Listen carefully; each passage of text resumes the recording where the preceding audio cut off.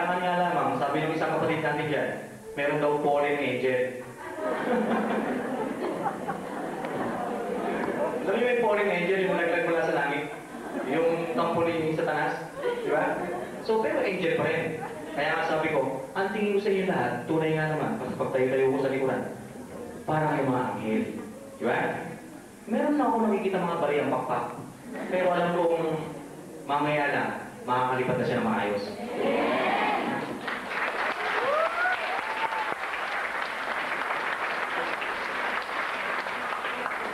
Ngayon, yung pag-word yun, na binasa natin kanina, magsisimula na tayong gumawa ng mabubuting bagay.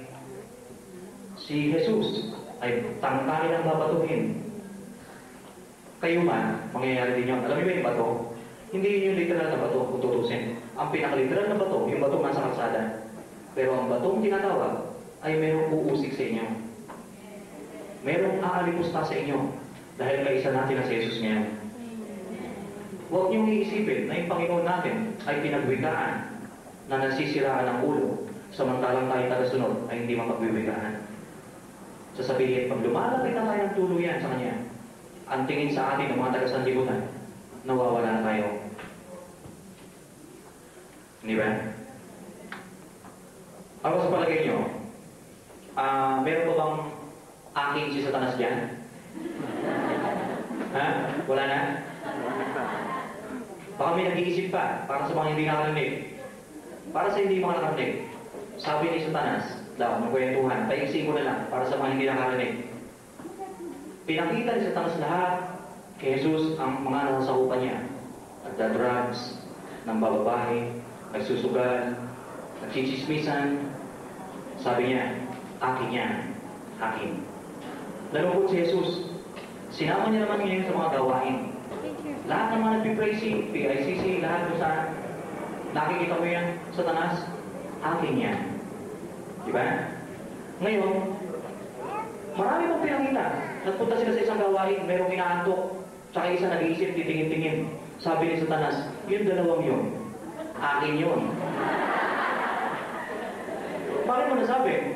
Paano hindi nakikinig eh? Di ba? O yung isa, yung dalawa, nagchichismisan pa, akin yan. Di ba? Kaya pag alis ko rito at may nakita kayong gulong, kalabitin nyo. Akin yan.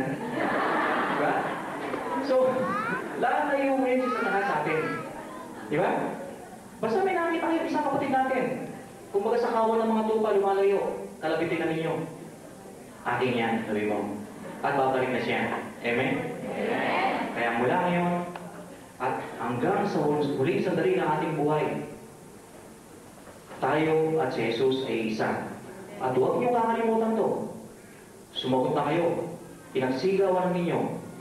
Ang isang masama na nagpakabuti ay tatanggapin niya na may kagalangan.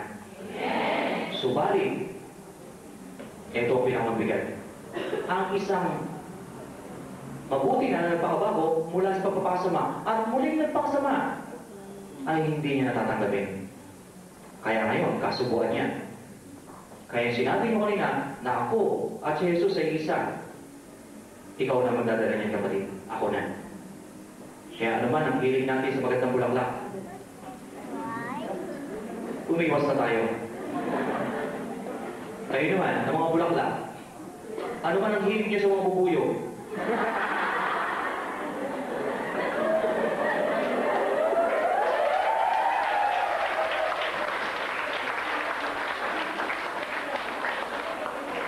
Ano man ang hiling niya sa mga bubuyo?